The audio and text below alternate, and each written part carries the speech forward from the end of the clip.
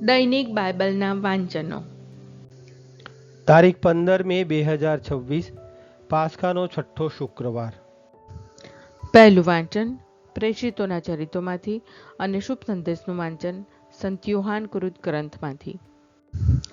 પહેલું વાંચન પ્રેષિતોના ચરિત્રોમાંથી અધ્યાય 18, કલમ 9-18. એક દિવસ રાતે પ્રભુએ દર્શન દઈને પાઉલને કહ્યું, ડરીશ નહીં, પણ બોલવાનું ચાલુ રાખ. મૂંગો ન રહેતો, કારણ હું તારી પડખે છું અને કોઈ તારો વાળ વાંકો નહીં કરે. આ શહેરમાં મારા માણસો ઘણા છે. આથી પાઉલ લોકોને ઈશ્વરનો સંદેશ સંભળાવતો 1.5 વર્ષ ત્યાં રહ્યો. પછી જ્યારે ગલ્લીઓ અખાયા પ્રાંતનો સૂબો હતો, ત્યારે યહૂદીઓએ પાઉલ ઉપર એક સામટો હુમલો કર્યો અને તેને અદાલત આગળ લઈ આવી કહ્યું, આ માણસ લોકોને કાયદા વિરુદ્ધ ઈશ્વરની પૂજા કરવા ઉશ્કેરે છે.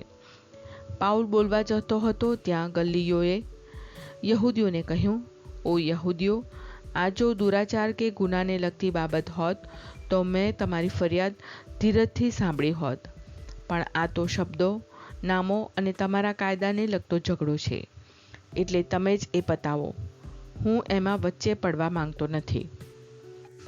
એમ કહીને તેણે તેમને અદાલતમાંથી બહાર કઢાવી મૂક્યા.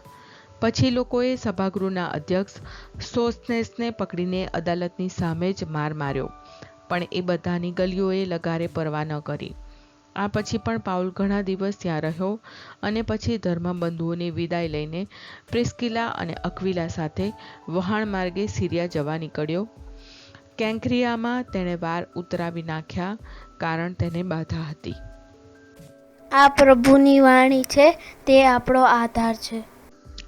શુભ સંદેશનું વાંચન સંત યોહાન કૃત ગ્રંથમાંથી અધ્યાય 16, કલમ 20-23. હું તમને સાચે સાચ કહું છું કે તમે રોતા અને વિલાપ કરતા હશો, પણ સંસાર હરખાતો હશે. તમે શોકમાં ડૂબી જશો, છતાં તમારો શોક આનંદમાં પલટાઈ જશે. પ્રસૂતિ વખતે સ્ત્રીને વેદના થાય છે, કારણ તેની ઘડી ભરાઈ ગઈ હોય છે, પણ બાળકને જન્મ આપ્યા પછી જગતમાં એક બાળક જન્મ્યું, એના આનંદમાં તે વેદના ભૂલી જાય છે. તે જ પ્રમાણે અત્યારે તમે શોક અનુભવો છો, પણ હું તમને ફરી દર્શન આપીશ, એટલે તમારું હૈયું હરખાઈ ઉઠશે અને તમારો હરખ કોઈ લૂંટી નહીં શકે. એ દિવસ આવશે ત્યારે તમે મને કશું જ નહીં પૂછો. હું તમને સાચે સાચ કહું છું કે તમે પિતા પાસે મારે નામે જે કંઈ માંગશો તે તમને આપશે. આ પ્રભુની વાણી છે, તે આપણો આધાર છે. પ્રાર્થના. ઓ મારા પ્રભુ ઈસુ, હું મારા પાપો માટે પસ્તાવો કરું છું. મારા પાપો માફ કરો. મારા હૃદયમાં આવો. હું તમને મારા પ્રભુ અને તારણહાર બનાવીશ. આમેન. પ્રભુ તમને સુખી રાખો અને તમારી સંભાળ રાખો. પ્રભુની તમારા ઉપર કૃપા દ્રષ્ટિ અને મહેરબાની હો.